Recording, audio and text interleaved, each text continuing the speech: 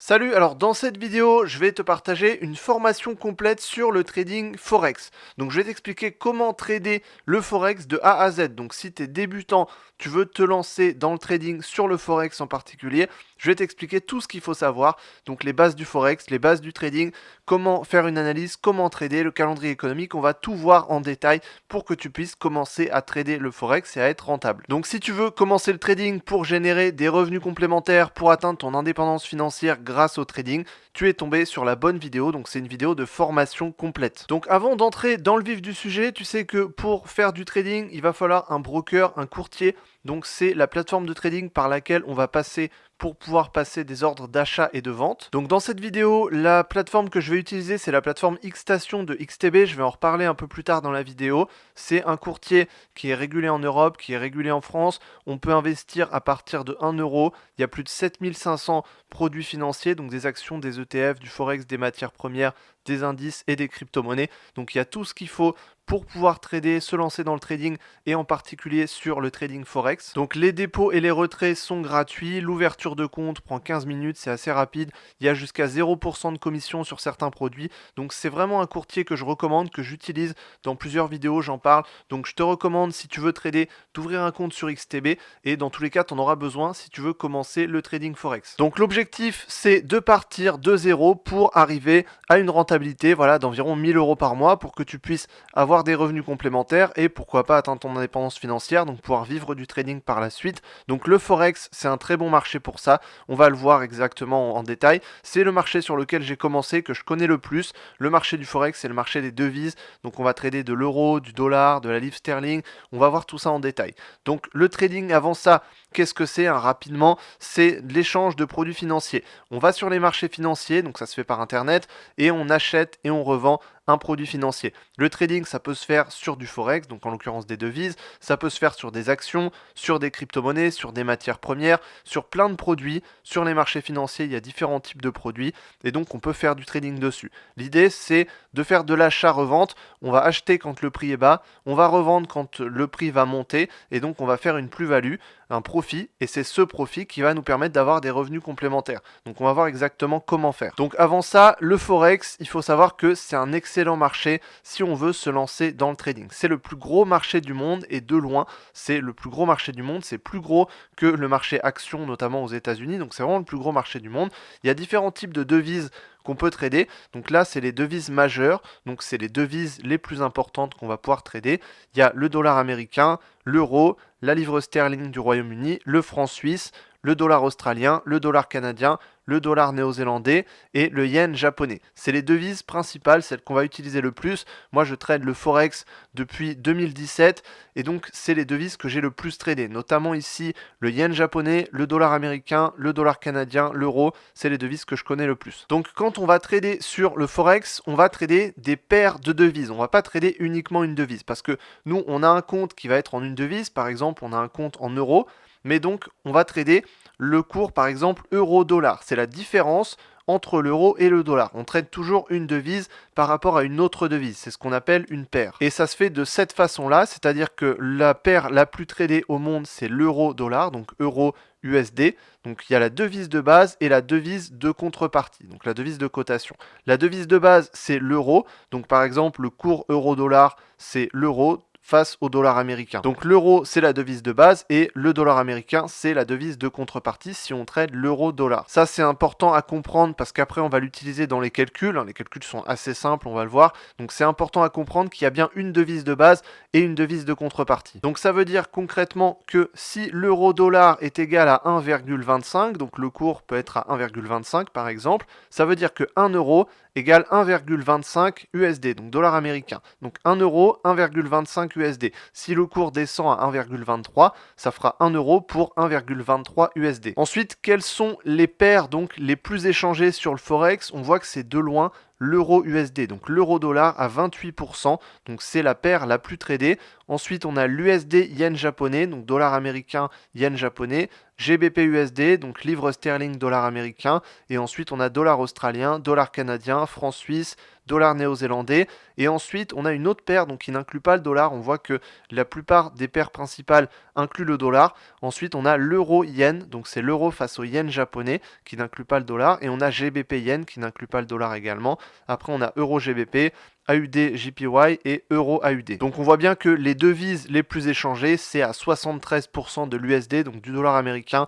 Ensuite c'est de l'euro, du yen japonais, de la livre sterling, du dollar australien, du franc suisse, du dollar canadien et du dollar néo-zélandais. Donc ça c'est vraiment les paires principales, et je dirais la paire majeure principale qu'il faut au moins regarder et qu'il faut au moins trader une fois, c'est l'euro-dollar, donc euro face au dollar américain. Ensuite, quand on trade le forex, il faut connaître les meilleurs horaires pour trader le forex. Il faut savoir que le forex, c'est un marché qui est ouvert 24 heures sur 24, parce que les bourses dans le monde se relaient, c'est-à-dire que les bourses dans le monde vont se relayer au niveau des horaires avec le décalage horaire.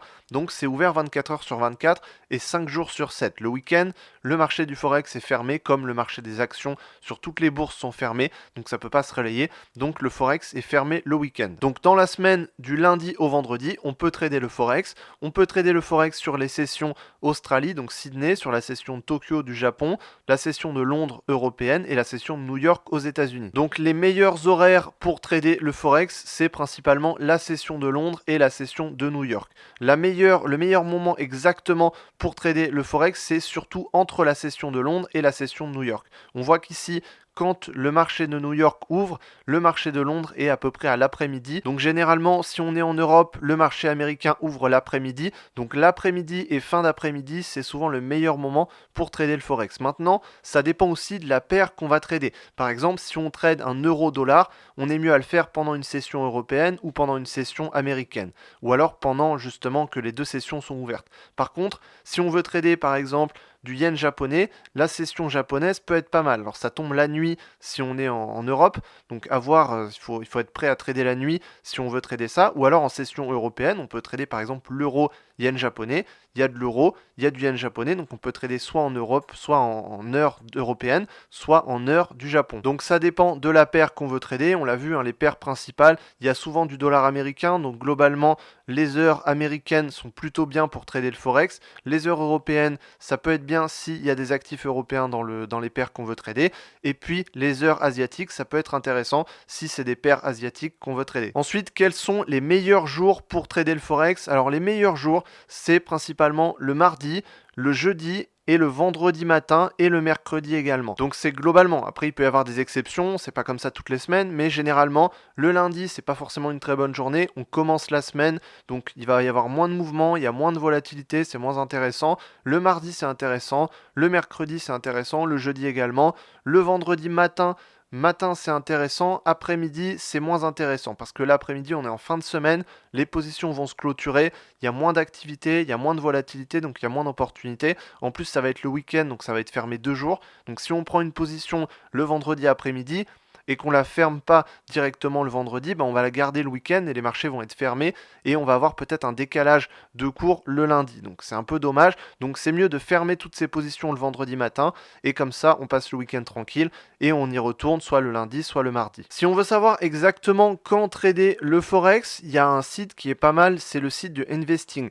On peut avoir les horaires des marchés, donc on peut voir en temps réel quels marchés sont ouverts. Donc au moment où je fais cette vidéo, on a le marché américain qui est ouvert, le marché européen qui est ouvert.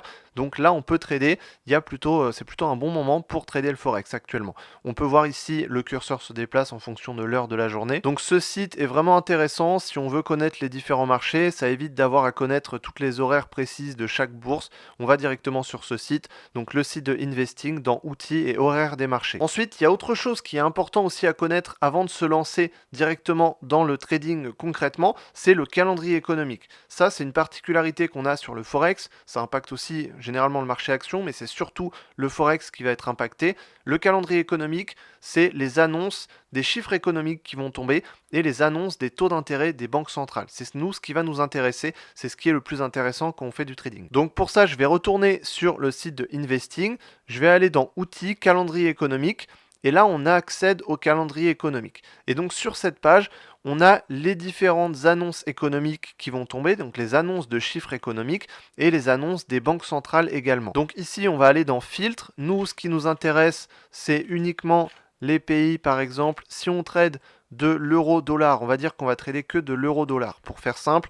Donc on va aller uniquement sur les chiffres États-Unis et Europe. Donc on prend uniquement les chiffres Allemagne, France, États-Unis et zone euro. On va uniquement prendre ces chiffres-là. Et nous, ce qui nous intéresse, alors sur tous les calendriers économiques, il y a un système de notation. C'est-à-dire qu'il y a des annonces qui sont 3 étoiles, des annonces qui sont 2 étoiles et des annonces qui sont 1 étoile. La différence, c'est que les annonces 3 étoiles, c'est des chiffres économiques qui sont très importants.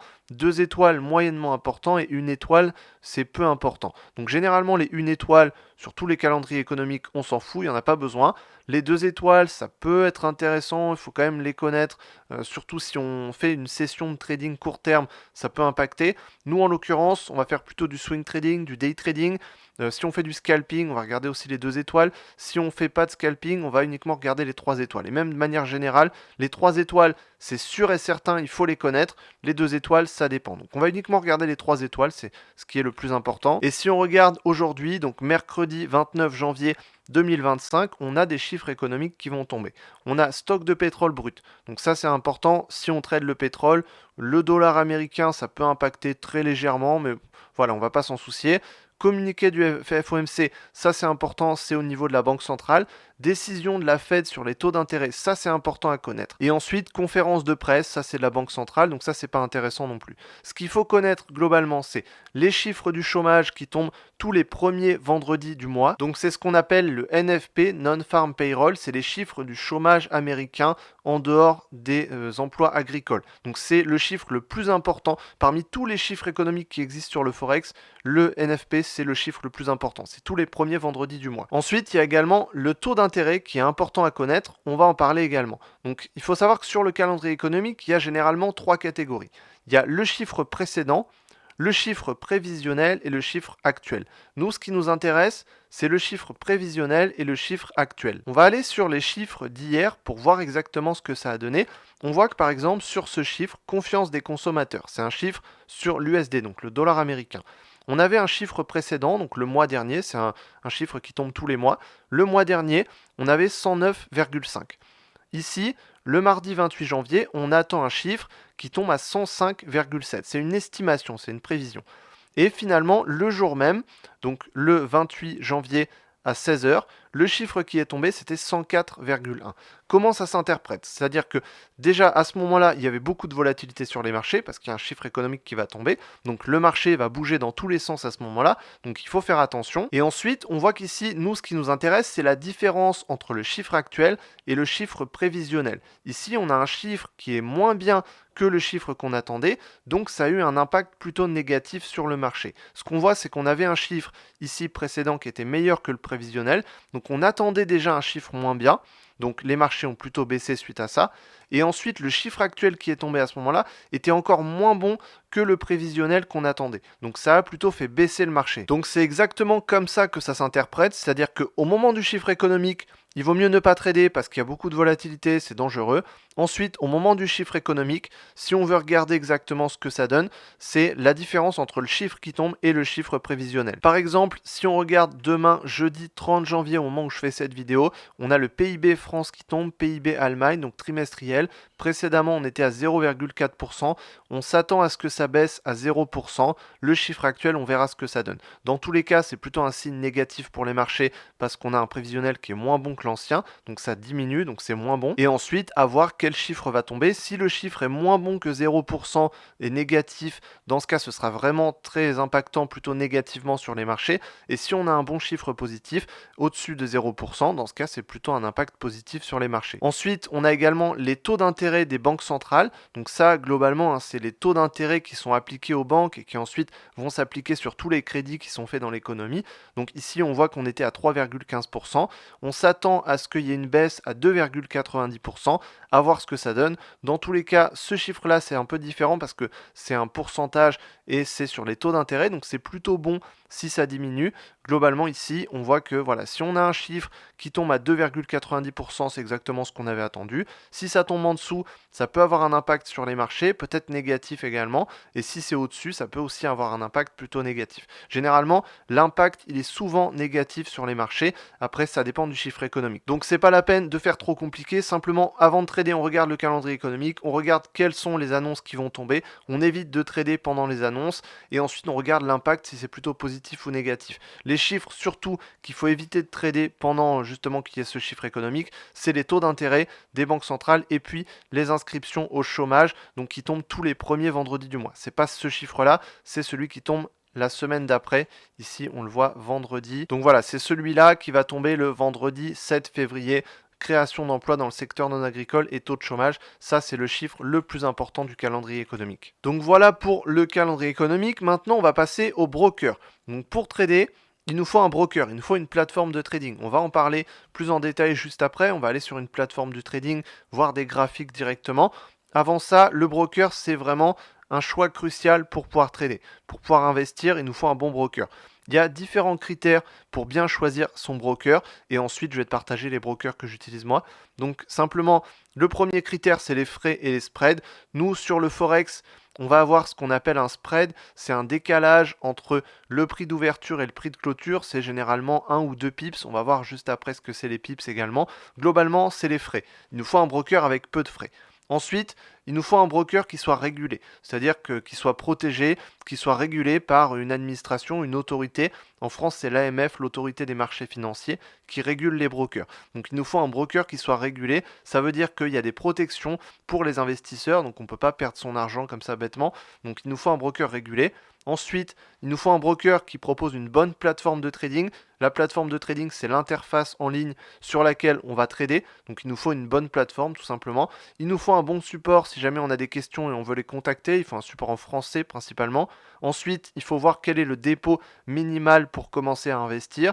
Surtout si on a peu de capital, il faut voir vraiment si c'est accessible. Et ensuite, l'effet de levier. On va pouvoir investir plus que l'argent qu'on met directement sur le compte. Et pour ça, il y a ce qu'on appelle de l'effet de levier. L'effet de levier, ça dépend des brokers. Il y a des brokers qui proposent par exemple jusqu'à 5 d'effets de levier. Donc on peut mettre 5 fois plus d'argent sur les marchés que d'argent qu'on a déposé sur le compte. Et il y a des brokers qui peuvent aller jusqu'à 100 d'effets de levier. Ça peut aller jusqu'à 500 même sur certains brokers. Donc il faut voir exactement quel est l'effet de levier dont on a besoin. Donc personnellement, un des brokers que j'utilise le plus et que je te conseille, c'est le broker XTB. Donc c'est un broker qui à l'origine était vraiment sur le Forex et les CFD, donc c'était vraiment un broker trading. Aujourd'hui, on peut également faire de l'investissement long terme sur XTB, donc on peut investir sur tous les actifs. L'avantage, c'est qu'on peut commencer à investir à partir de 1 euro, donc c'est vraiment accessible. Les dépôts et les retraits sont gratuits. Il y a plus de 7500 produits financiers. Donc on peut trader le Forex, les matières premières, les indices, les actions, les ETF, les crypto-monnaies. Donc au niveau des frais, il y a jusqu'à 0% de commission et au niveau du Forex, on est sur des spreads qui sont assez bas. Donc l'ouverture de compte se fait en 15 minutes. Donc c'est un broker qui est régulé en France, ils ont des bureaux en France, donc au niveau du support, c'est intéressant, il y a un support en français. Donc ils ont une régulation en Europe et en France, donc l'argent est protégé sur XTB et on peut trader plus de 7500 actifs. Donc il y a vraiment tout ce qu'on veut. Ici, on le voit qu'il y a du Forex avec l'euro USD, le GBP USD. Donc on le voit ici, service client présent en France, donc ils ont des bureaux en France, donc il y a un support en français. Donc si tu veux commencer à trader, je te conseille d'aller sur XTB. Au niveau de la plateforme de trading, ils ont la plateforme Xstation qu'on verra juste après. C'est une plateforme sur laquelle tu peux trader directement, c'est hyper simple, hyper intuitif. Tu as tous les graphiques que tu peux afficher, tu peux passer un ordre directement, je te montrerai comment passer un ordre juste après. Donc voilà à quoi ressemble la plateforme Xstation de XTB. Donc une fois qu'on a créé un compte, on a accès à cette interface. Donc on a les différents actifs qui sont juste à gauche. Donc si on veut acheter ou vendre, on a juste à cliquer sur acheter ou vendre. On peut ouvrir un nouveau graphique et donc ça nous affiche le graphique ici. Donc là l'euro dollar je l'ai déjà affiché. Si je fais GBP USD, on arrive sur le GBP USD. On peut changer l'unité de temps juste ici. Donc on va voir sur les graphiques juste après en détail. On a la liste des positions qui s'affiche en bas. J'ai fait un tutoriel complet sur la plateforme que je t'invite à aller voir également. Donc voilà à quoi ça ressemble. C'est une très bonne plateforme de trading. Actuellement c'est une des meilleures qui existent. Donc ensuite ce qui va nous intéresser c'est comment on passe un ordre sur les marchés. Il y a différents types d'ordres. Quand on veut acheter, ou vendre, concrètement, comment on fait? On va aller voir directement sur la plateforme. Il y a différents types d'ordres. Il y a les ordres différés, c'est-à-dire qu'on va prévoir, on va programmer un ordre et donc ça va se déclencher à un certain moment. Par exemple, on dit OK, à 1,25, je veux que tu achètes automatiquement de l'euro-dollar. Alors ça va acheter automatiquement de l'euro-dollar quand ce sera 1,25. Il y a l'ordre au marché où on va acheter directement, peu importe le prix, ça veut dire on achète tout de suite, peu importe le prix. Et ensuite, il y a les ordres take profit et stop loss qu'on va voir exactement en détail. Donc je vais simplement aller sur un graphique, ici on va dire de l'AUD USD, je clique droit, je fais nouvel ordre et ensuite on a accès à l'interface pour programmer un ordre. Donc si je veux acheter par exemple ici au marché, je clique sur ordre de marché. Si je veux prévoir un ordre, je clique sur stop et limite. Donc ordre au marché, comme j'ai dit tout à l'heure, c'est simple, ça veut dire j'achète tout de suite. Le volume, on va en parler juste après exactement comment calculer quel volume on doit mettre. Ordre stop limite, c'est à quel moment je veux acheter. Donc on définit un prix. Voilà à quoi ça ressemble et comment ça fonctionne. C'est-à-dire qu'un buy stop, donc un achat stop, ça veut dire que ça va acheter. On met une limite ici, donc on met un ordre et ça va acheter quand le prix va passer dessus. Si on met un sell stop, c'est la même chose mais vers le bas. Par contre, si on met une limite, donc une vente limite, ça veut dire que ça va acheter quand le prix va repasser vers le bas. Et un achat limite, c'est quand le prix va repasser vers le haut. Donc si par exemple je veux mettre un ordre stop limite, je veux qu'il soit déclenché à 0, ici on est à combien? 0,61, 0,62. Donc on va dire je veux qu'il soit déclenché à 0,61. Je vais mettre 0,61. Je peux également mettre une date d'expiration. Ça veut dire que si le prix ne va pas à 0,61 jusqu'au, par exemple, je peux mettre jusqu'au février, jusqu'au 5 février, alors dans ce cas, l'ordre va expirer automatiquement et donc il n'y aura pas d'ordre qui sera passé. Ensuite, le volume, c'est la quantité que je veux mettre. On va en parler juste après. Il y a un petit calcul à faire pour savoir combien de volume on doit mettre. Et ensuite, il y a deux cases à cocher qui sont stop et limite. À ce moment-là, ça veut dire que stop, c'est le stop loss qu'on va mettre. Et limite, c'est le take profit qu'on va mettre. Donc concrètement, ça veut dire que quand je vais acheter, par exemple, admettons, je vais acheter ici, alors le prix peut monter et donc je serai en profit, mais le prix peut aussi diminuer et je serai plutôt en perte. Donc à ce moment-là, on va définir, on va dire, ok, si je suis par exemple à 10 $ de perte, alors je veux que la position se coupe automatiquement. Donc c'est ce qu'on appelle un stop loss, donc sur la perte. Et ensuite, on peut également dire, ok, si je suis à 10 $ de bénéfice, alors la position se coupe automatiquement. C'est ce qu'on appelle un take profit. Ici, ils appellent ça limite. Donc ça, c'est important puisque ça nous permet d'automatiser notre trading. C'est-à-dire qu'on va définir un ordre ici. On va dire, ok, je veux acheter un lot ou 0,1 lot automatiquement à ce moment-là. Donc par exemple, ordre au marché, ça veut dire que j'achète tout de suite. Je mets un take profit ici, limite. Et je mets un stop loss, ça veut dire que l'ordre va se clôturer automatiquement quand je serai soit en bénéfice, soit en perte. Ensuite, pour le volume et savoir exactement quel volume on va mettre, il faut connaître la notion de lot. Donc sur le Forex, c'est pas comme par exemple une action. Une action, on achète une action, on achète 10 actions, 500 actions. Sur les crypto-monnaies, on va acheter un bitcoin ou 0,001 bitcoin. Sur le Forex, ça fonctionne en lot. Donc un lot, c'est 100 000 unités de base de la devise. Par exemple, si on est sur l'euro-dollar, un lot, ce sera 100 000 euros. Donc si on achète pour un lot, si dans l'interface, dans volume, on met 1, ça veut dire qu'on achète pour un lot. Ça veut dire qu'on achète pour 100 000 euros. Mais heureusement, c'est assez accessible, c'est-à-dire qu'on peut également mettre des mini-lots, donc 0,1, ou alors des micro-lots, 0,01.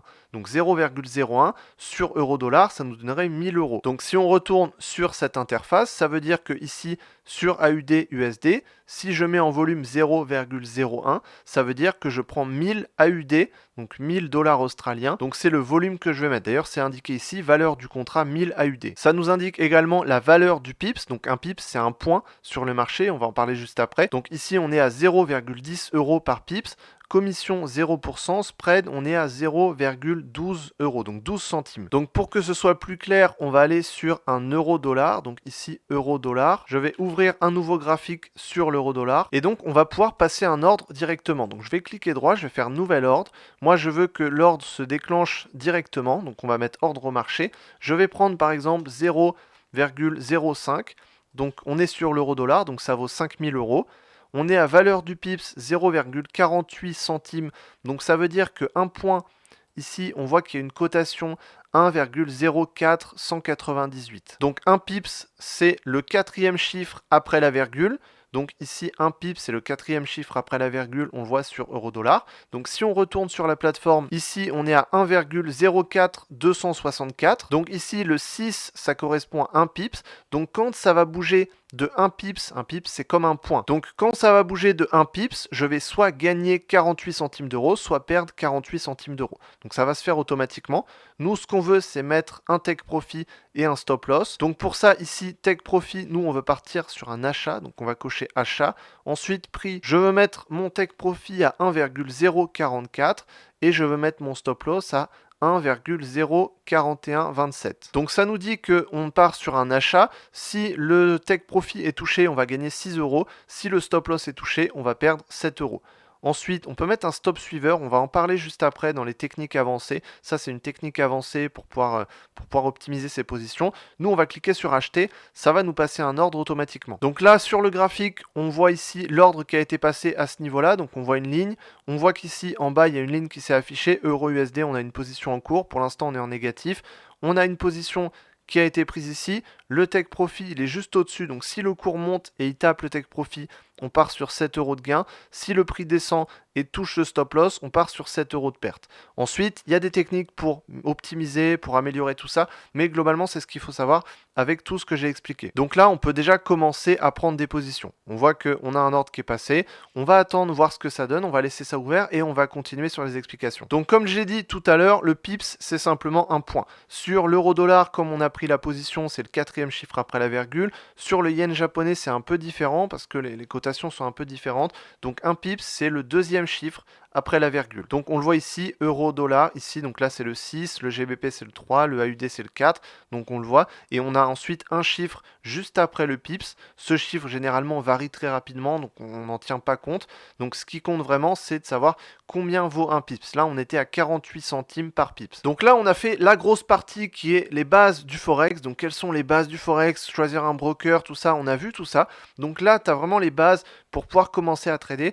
Maintenant, il y a des choses qui sont essentielles aussi à comprendre, c'est le graphique. Savoir analyser un graphique, détecter les opportunités et faire ce qu'on appelle de l'analyse technique. L'analyse technique, c'est un vrai art, c'est-à-dire que c'est comment on analyse un graphique pour en déduire des opportunités à partir de ce qu'on appelle du chartisme et des indicateurs techniques. C'est des courbes qu'on va ajouter sur le graphique, des courbes, des droites, qui vont nous permettre de détecter s'il y a des opportunités et savoir à quel moment il faut acheter ou vendre. Donc comprendre vraiment, savoir lire le graphique, le comprendre et en tirer des opportunités. Donc sur le Forex, il faut savoir que c'est un marché qui a tendance à ranger. Donc là, je suis sur une autre plateforme de trading, c'est un logiciel d'analyse technique. Ça va me permettre d'analyser et de faire des tracés et des dessins dessus.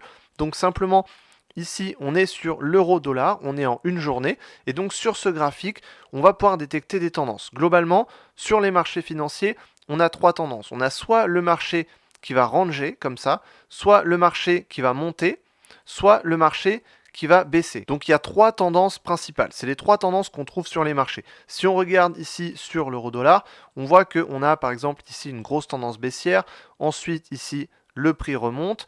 Ensuite, ici, ça stagne un petit peu, mais ça monte quand même très légèrement. Ensuite, ça redescend ici. Et ensuite, ça remonte un petit peu ici. Et ce qu'on voit surtout, c'est qu'on a des tendances qui sont imbriquées. Par exemple, si on regarde ici, le marché est monté. Ici, ensuite, il a monté très légèrement. Mais à l'intérieur de cette tendance, on a une autre tendance. On voit que le marché ici a baissé. Puis ensuite, le marché est remonté ici. Puis, il a rebaissé ensuite.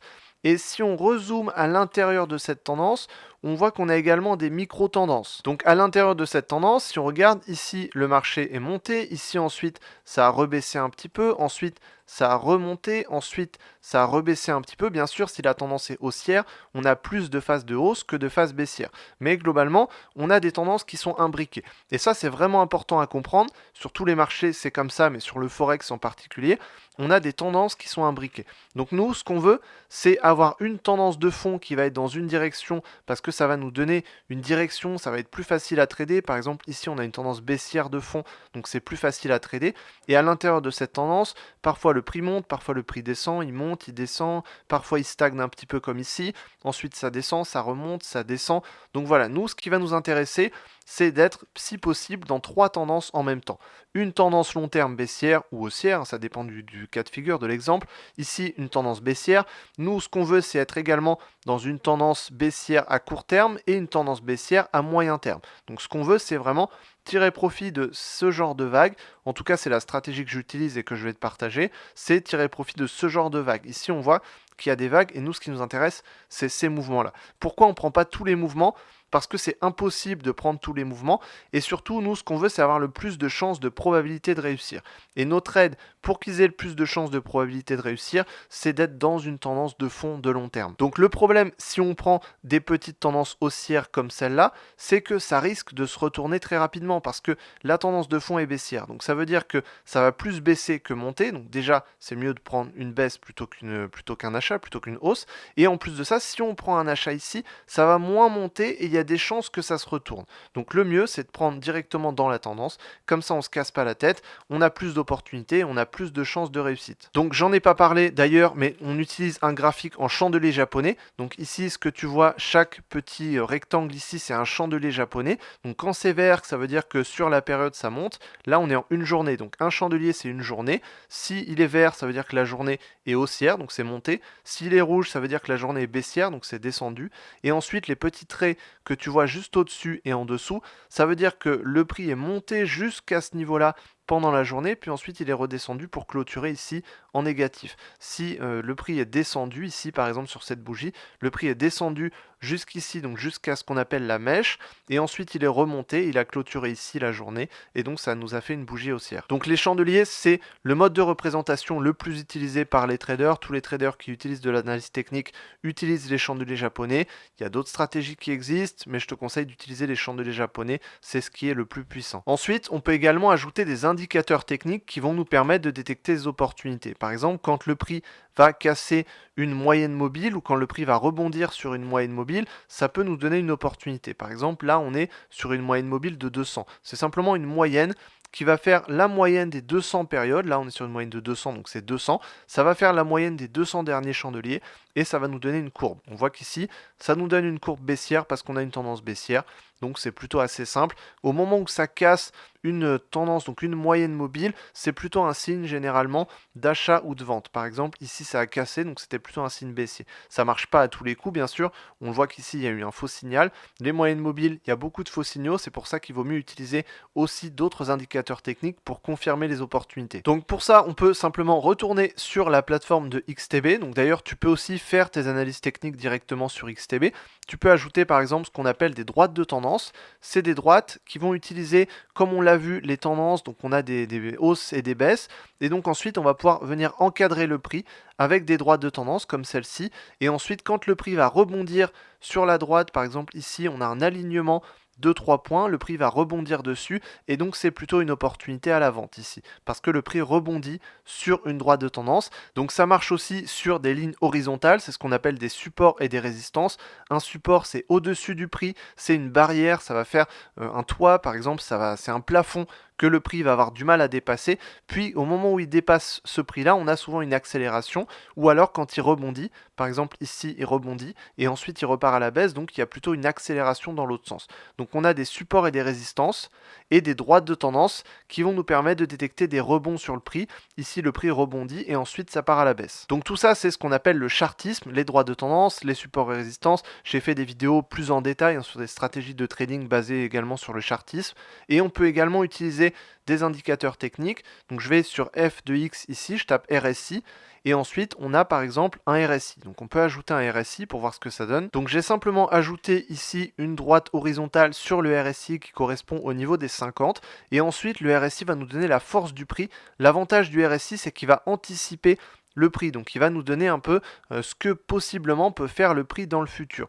On voit qu'ici il est au-dessus de 50, donc c'est plutôt haussier, donc c'est plutôt un signal haussier, ça nous indique que le prix pourrait continuer à monter, et quand il est en dessous de 50, c'est plutôt un signal baissier.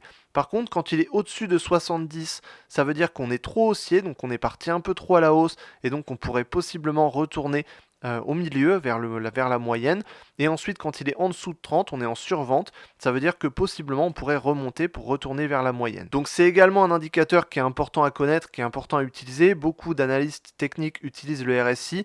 On peut également utiliser des divergences sur le RSI J'entrerai pas en détail sur les divergences, mais j'ai fait des vidéos sur des stratégies de trading exactement que je t'invite à aller voir, je te les mets juste en haut. Et donc c'est des stratégies qui sont basées sur les indicateurs techniques et sur du chartisme. Donc ce que je t'invite à faire pour détecter des opportunités sur les marchés, c'est dans un premier temps commencer une analyse par placer des supports et des résistances. Donc ici par exemple, on voit qu'on a un niveau, ici le prix est venu rebondir à ce moment-là, il a rebondi une fois ici, une fois ici, une fois ici.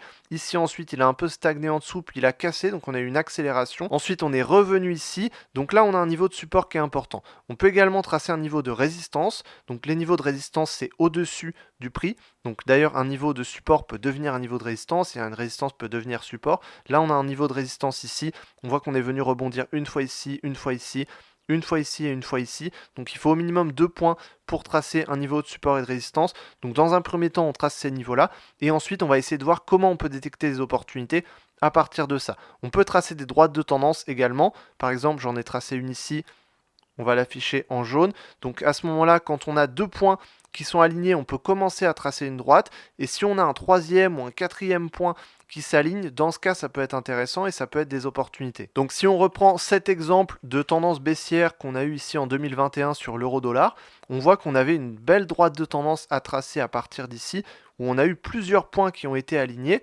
Et ce qu'on voit, c'est qu'à ce moment-là, quand on a cassé cette droite de tendance à la hausse, on voit qu'on l'a cassé ici, on est revenu un peu, puis ensuite c'est reparti à la hausse, et ensuite on a une belle tendance suite à ça. Donc souvent, soit les cassures de droite de tendance ou de support et résistance, soit les rebonds, parce que par exemple ici, quand on a rebondi ici une fois, ici ensuite on a eu la cassure, il y a eu des opportunités sur les rebonds à partir du troisième, donc ici, ici, ici, ici et ici.